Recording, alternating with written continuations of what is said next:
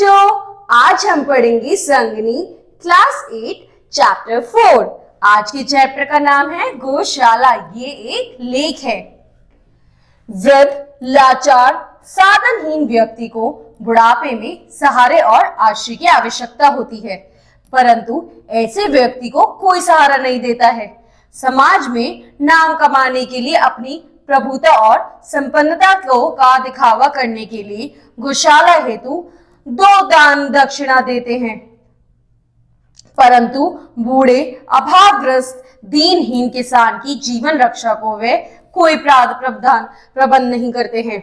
यहाँ पे लेखक क्या कह रहे हैं? लेखक कह रहे हैं मनुष्य के जीवन में हर एक को एक टाइम पर अपने बुढ़ापे में सहारे और आश्रय की जरूरत होती है, लेकिन लोग इतने बुरे होते हैं कि दान दक्षिणा तो दिखावे के लिए कर देंगे, लेकिन किसी जरूरतमंद की मदद नहीं करेंगे। आज हम इस बारे में इस चैप्टर में पढ़ेंगे। पहला, उस दिन रिमझिम वर्षा हो रही थी।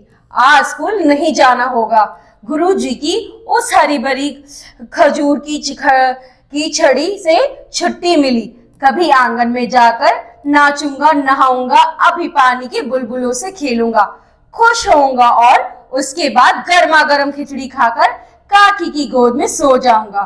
किंतु उस वर्षा में भी देखा गांव के रामफल काका कीचड़ में सने सिर पर छाता ओढ़े, लेकिन ज्यादातर भीगते बड़े जा रहे हैं। मेरे पड़ोसी अक्कल के दरवाजे की ओर। अब क्या हुआ? अब एक दिन वो बच्चा अपने मन में क्या सोचता, आज तो बारिश हो रही है, आज गुरुजी की छड़ी भी नहीं मिलेगी और तो और नाचूंगा गाऊंगा इस बारिश में और काकी की गोद में सो जाऊंगा खाना खा के। इतने में वो देखते एक बुजुर्ग आदमी आधा छाता ओढ़े, पूरा भीगा हुआ कीचड़ में सना वहां से निकल रहा था और उनकी पड़ोसी की तरफ चल रहा था। रामफल काका मेरे गांव के सबसे धनी किंतु कंजूस व्यक्ति हैं। अकल के एक गरीब मजदूर किंतु सरफन मौला इंसान है। अकल जरा चलो, भान सगर का खरपैर उधड़ जाने से समूचा घर पानी पानी हो रहा है। खाना पीना बंद है। चलो जरा खपरेलों को दुरुस्त कर दो। बाल बच्चे भूख से छटपटा रहे हैं। अब वो आगे चल के जो रामफल काका है वे बड़े ही कंजूस व्यक्ति हैं और वहीं पर जो अकल है वो गरीब मजदूर लेकिन सिर्फ नमोल इंसान है। अब वो उससे कहते हैं कि अकल जल्दी चलो, सारी चीजें बह गई, सब जगह पानी पानी हो गई है, सारे बच्चे भूख को छटपटा रहे हैं। मेरी तबीयत ठीक नहीं, माफ कीजिए, तबीयत ठीक होती तो हुक्म सलाखों पर। अकल रामफल काका का काम प्राय ही किया करता था, किंतु उसे सबसे ज्यादा तो इस बात की चिढ़ थी कि रामफल काका का काम प्राय ही किया करता था, किंतु उसे सबसे ज्यादा जो इस बात की चिढ़ थी कि कंजूसी के मारे अच्छे दिनों में तो ये घर दुरुस्त नहीं कराते और आफत में जान लेने आए हैं।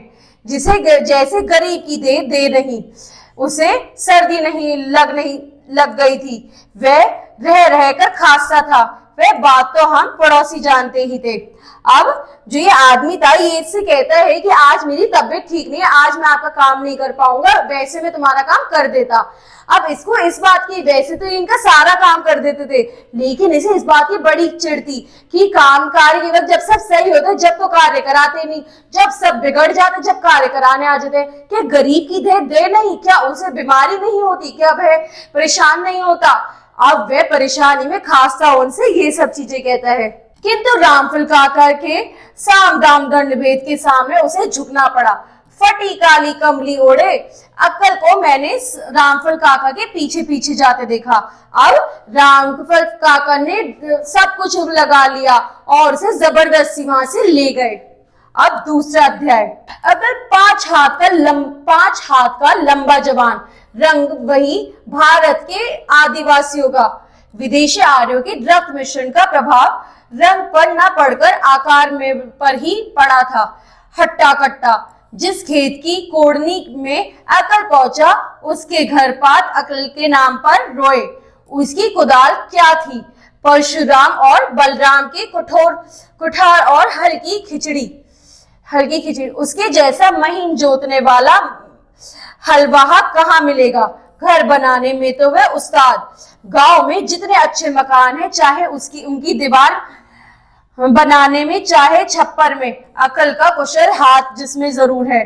रामफल काका का वह शानदार बंगला अकल की वास्तु विद्या के अपार ज्ञान का एक उत्कृष्ट नमूना है। अब वो क्या बताते हैं, जो अकल है वह बहुत ही हष्ट-पुष्ट और अच्छा खासा लंबा चौड़ा बन रहा है। जहां वो हाथ लगा दे वहां के लोग काट जाए कि भाई ये तो बहुत ही अच्छा काम कर देगा। गांव के कई पर घर इसी ने बनाया है। इवन रामफल काका का भी घर उन्होंने ही बनाया है। अपने इन गुणों के चलते अकल मजदूर होकर भी काफी खुशामदीद पाता था और पैसे भी। उसके 2 बेटे और एक बेटी थी। बेटों का लालन पालन उसने औकात से ज्यादा अच्छे ढंग से किया और बेटी को तो वह इस शान से रखा था कि गांव की बबुआ भी मन ही मन चढ़ती। अकल की उदारता की चर्चा होती। गांव में कभी साधु संत आते तो उनकी सेवा अकल जरूर करता था। वह काम करने की में सक्षम था। उसकी आमदनी साधारण मजदूरों से ज्यादा तो थी ही। उसके एक गाय भी पाल रखी थी और 2-3 बकरियां भी। इसमें भी काफी पैसा आता। अब जो अकल था वह बाकी मजदूरों से ज्यादा पैसे कमाता। अपने बच्चों को जरूरत से ज्यादा उसने अच्छे से पाला, दोनों लड़कों को भी और लड़की को भी। और तो और अकल उसके पास उसके पास एक गाय थी और 2 बकरी थी, जिससे और भी पैसे आते थे। तीसरा, मैं अब शहरी जीव हूँ। कभी कभी मन बहलाने को अपने गांव चला जाता हूँ। एक दिन अपने दरवाजे पर बैठा मैं एक विलायती मैगजीन पढ़ रहा था। एक छोटी सी रूपकथा थी। मैं सोचता, उफ, ये विदेशी कलाकार किसी जीवन तस्वीरें खींचते हैं। कलम है या रंगीन कूची। सलाम बबुआ। आंखें ना उठी। मैं कुछ पढ़ने के गर्क था। कुछ गर्क होने का स्वांग भर रहा था। कुछ अब उपेक्षा भी थी। दिन भर ढैतियों के मारे परेशान जो रहता हूँ। अब क्या हुआ एक कहानी में कि एक बंदा है जो बहुत शहर से आया है कुछ दिन गांव के लिए। वह एक मैगजीन पढ़ रहा था, उसकी कुछ तारीफ कुछ बुराई कर रहा था। इतने में किसी की आवाज आती है और वह कुछ पढ़ते पढ़ते रुक जाता है। फिर वही आवाज। मैंने आंख उठाई। एक लकुटिया और 2 सूखे पैरों के सहारे 3 टांगों के जानवर सा झुका एक आदमी दिख पड़ा। चेहरे पर गौर किया। काले चेहरे को सफेद बालों के ठूंठ उसे भयानक बना रहे थे। गर्दन लगातार हिल रही थी। मैं बबुआ अकल। मैं चौंक पड़ा। क्या वही अकल आज ऐसा हो गया? बेचारा अकल अब भीख मांगता था। जिसने गांव भर को घर दिया वही बेघर-बार है। एक बच्चा जाता रहा। बेटी शादी होते ही अपने ससुराल चल दी।